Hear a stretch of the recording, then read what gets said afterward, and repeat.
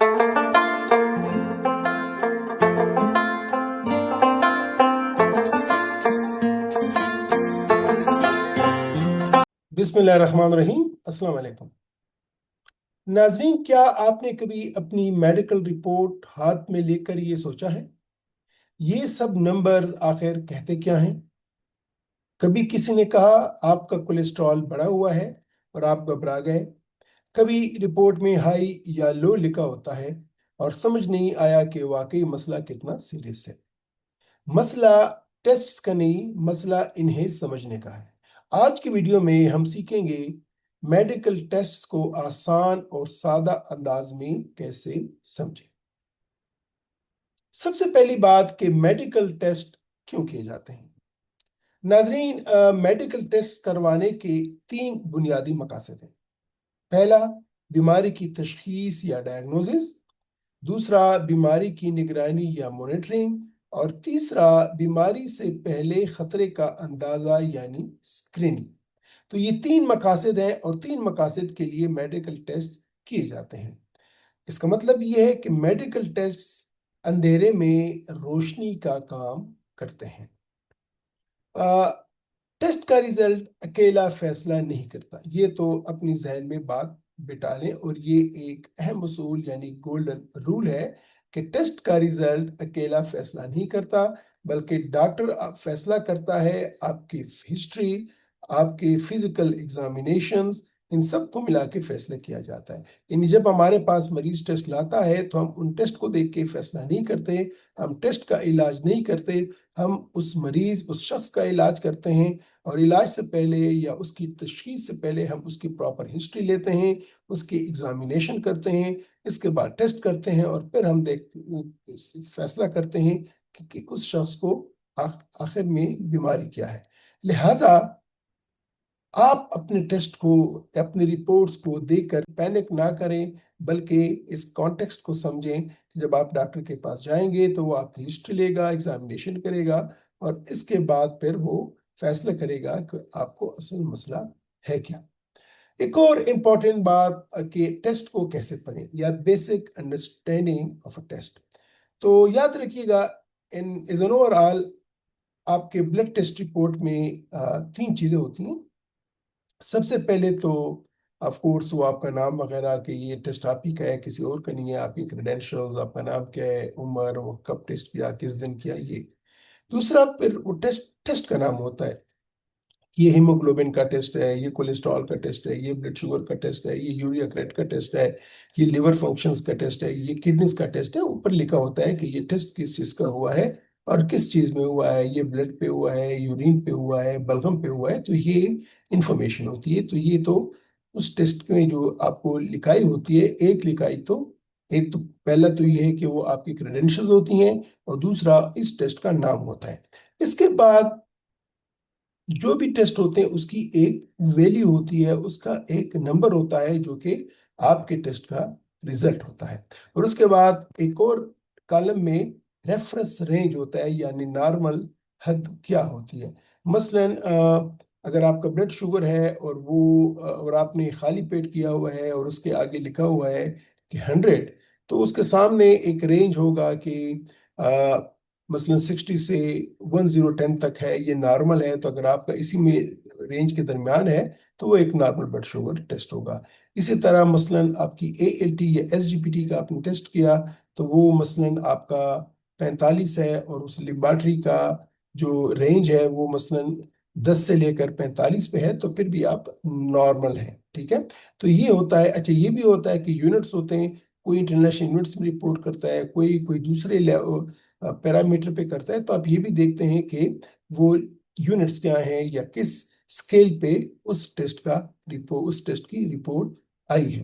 तो ये इंपॉर्टेंट बात है कि आप अपनी टेस्ट रिजल्ट को इस तरह समझिए। एक और चीज है कि आजकल चूंकि कंप्यूटर एनालाइजर होते हैं, तो वो अगर थोड़ी सी भी 19-20 का भी फर्क हो तो वो एक तो उसको हाईलाइट कर देते हैं, रेड हाईलाइट कर देते हैं, या उसको डार्क फॉन्ट दे देते हैं। और इसका मतलब ये होता है कि ये हाई है या लो है, और इससे अमूमन मरीज घबरा जाते हैं। تو یاد رکھیے گا کہ ہائی یا لو کا مطلب ہمیشہ خطرہ نہیں ہوتا، ہر ہائی خطرناک نہیں ہوتا اور ہر لو بیماری نہیں ہوتی ہے، یہ نارمل ویریشن ہو سکتی ہے کیونکہ عارضی طور پہ، اور یہ ویلیوز ٹائم کے ساتھ یا بدل بھی جاتی ہیں۔ تو یہ بات کہ آیا اس کی کوئی سگنیفیکنس ہے کہ نہیں ہے، یہ آپ کا ڈاکٹر بتائے گا، آپ خود اس پہ پینک نہ ہو، یہ امپورٹنٹ بات ہے۔ اس کے علاوہ یہ بھی آپ کو تھوڑا سا علم ہونا چاہیے کہ مثلا بلڈ شوگر ہے تو یہ انڈیکیٹر آف انرجی لیول ہے، اگر یہ زیادہ ہے تو آپ کو ڈائبٹیز کا خطرہ ہو سکتا ہے۔ کولیسٹرول جو ہے یہ دل کی صحت سے متعلق کا ٹیسٹ ہے، اس میں ٹیسٹ ہوتا ہے ایل ڈی ایل، اگر یہ زیادہ ہے تو آپ کو دل کی بیماری کا رسک زیادہ ہو جاتا ہے، لیکن اگر ایچ ڈی ایل زیادہ ہے تو یہ ایک پروٹیکشن کا کام کرتی ہے۔ اسی طرح ہیموگلوبن جو ہے وہ خون کی مقدار کو بتاتا ہے، یہ اگر زیادہ ہے تو پھر بھی بیماری ہے، اگر نارمل رینج سے کم ہے تو پھر بھی یہ بیماری ہوتی ہے۔ اسی طرح کچھ لیور ٹیسٹ ہوتے ہیں، کڈنی فنکشن ٹیسٹ ہوتے ہیں، وہ ان آرگنز کو بتاتے ہیں کہ آپ کی گردے کیسے کام کر رہے ہیں، آپ کا جگر کیسے کام کر رہا ہے۔ تو مختلف ٹیسٹ مختلف آرگنز کی فنکشنز کو جانچنے کا ہوتا ہے، اس وجہ سے آپ ان ویلیوز کو اس تناظر میں سمجھنے کی کوشش کیجیے گا۔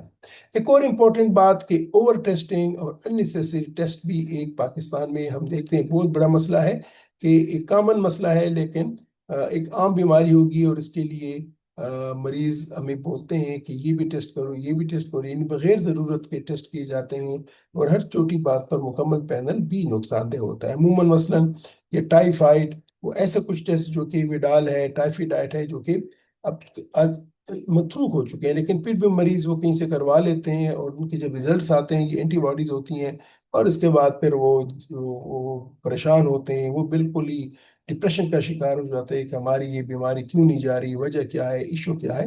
تو ایسا نہیں کرنا چاہیے۔ ایک اور بھی ہے، ہمارے پاس مریض آتے ہیں، اسپیشلی ہماری بہنیں خواتین آتی ہیں، مرد بھی آ جاتے ہیں کہ جی ہمیں وہ بڑا ایکس رے کرو، ہمارے وہ اسکین کرو، ان سے مراد ان کا C T scan M R I ہوتا ہے، تاکہ ہمارے پوری باڈی کا اسکین ہو جائے، پتہ چلے ہمیں بیماری کیا ہے۔ تو عموماً یہ ایسے لوگ جو ہوتے ہیں یہ ٹینشن ڈپریشن کے مریض ہوتے ہیں، اور وہ یہ انہوں نے سنا ہوتا ہے یا ان کے ذہن میں ہوتا ہے کہ کوئی ایسی مشین ہے کہ جس میں ہم ڈال دیں، ایک طرف سے مریض کو ڈال دیں، دوسری طرف نکل جائے گا اور اس کی تمام بیماریوں کا پتہ چل جائے گا۔ تو یہ بھی ایک غلط فہمی ہے۔ انیسیسری ایکسپینسز اس سے ہوتی ہیں، کنفیوژن بنتی ہے، اور فالس الارم آتے ہیں۔ تو ٹیسٹ کب کروانے چاہیے؟ تو ٹیسٹ ہر ہر وقت جب بھی کریں وہ ڈاکٹر کے مشورے سے کریں۔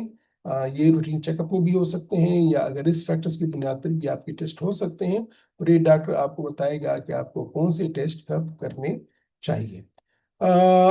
ایک اور امپورٹنٹ بات کہ ٹیسٹ ڈائگنوسس نہیں دیتے، یہ کلوز دیتے ہیں۔ اصل فیصلہ ہمیشہ ڈاکٹر نے کرنا ہوتا ہے، اور وہ بھی ایک کمپلیٹ پکچر دے کے، آپ کی ہسٹری، آپ کی ایگزامینیشن سب کچھ کرنے کے بعد پھر وہ فیصلہ کرتا ہے کہ یہ جو ٹیسٹ ہیں ان کی سگنیفیکنس کیا ہے۔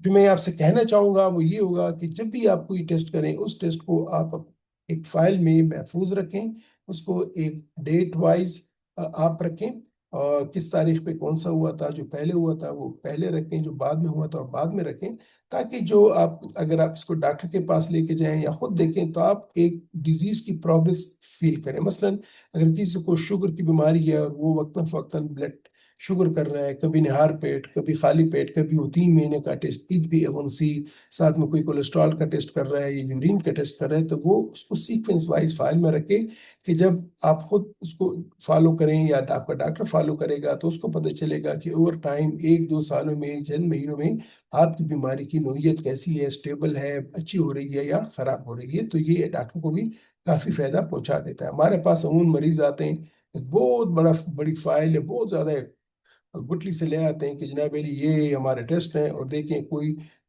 2010 کا ٹیسٹ ابھی ہوگا، 2024 کا ٹیسٹ پیچھے ہوگا، کوئی دائیں ہوگا، کوئی بائیں ہوگا، کوئی الٹا پڑا ہوگا، تو اس کو ایون ایک سیکوینس میں لانے کے لیے بھی کنفیوژن ہوتی ہے، ٹائم لگتا ہے، اور وہ ڈاکٹر پراپرلی ایسس نہیں کر پاتا۔ تو جب بھی آپ ٹیسٹ کریں اس کو ایک فائل میں سیکوینس وائز لگائیں، یعنی جو سب سے پہلا ٹیسٹ تھا وہ پہلے لگائیں، اس کے بعد اس طرح کرتے جائیں، تاکہ جب بھی آپ ڈاکٹر کے پاس جائیں تو آپ ایک فل ہسٹری آپ اس کے پاس لے کے جائیں، تاکہ اس کو سمجھنے میں بھی آسانی ہو اور آپ کی بیماری کی स्टेटस को भी समझने में भी आसानी हो। तो नाजरीन, आज की सबसे अहम बात अगर मैं कहूँ तो ये है कि मेडिकल टेस्ट को समझना ज़रूरी है, लेकिन इन्हें सही कॉन्टेक्स्ट में समझना इससे भी ज़्यादा ज़रूरी है। न हर रिपोर्ट से डरें, न इसे इग्नोर करें, बल्कि इल्म के साथ और दानिशमंदी के साथ फैसला करें। इंशाल्लाह अगली वीडियो में हम बात करेंगे सेल्फ मेडिकेशन पर, कि सेल्फ मेडिकेशन के नुकसानात क्या हैं, क्या खुद से दवाई लेना वाकई खतरनाक हो सकता है, और पाकिस्तान में ये मसला इतना आम क्यों है। हम सीखेंगे कि इसके हिडन रिस्क क्या हैं और कैसे ये बीमारी को पेचीदा बना सकता है। अगर आप चाहते हैं कि आप अपनी रिपोर्ट्स को समझकर बेहतर फैसले करें, तो आप इस वीडियो को लाइक करें, चैनल को सब्सक्राइब करें और इसे दूसरों तक जरूर पहुंचाएं, क्योंकि सही समझ ही सही फैसला बनाती है। मैं हूं आपका मेजबान प्रोफेसर डॉक्टर जावेद इकबाल फारूकी, और आप देख रहे हैं मेरे यूट्यूब चैनल हेल्थ एजुकेशन। अल्लाह हाफिज।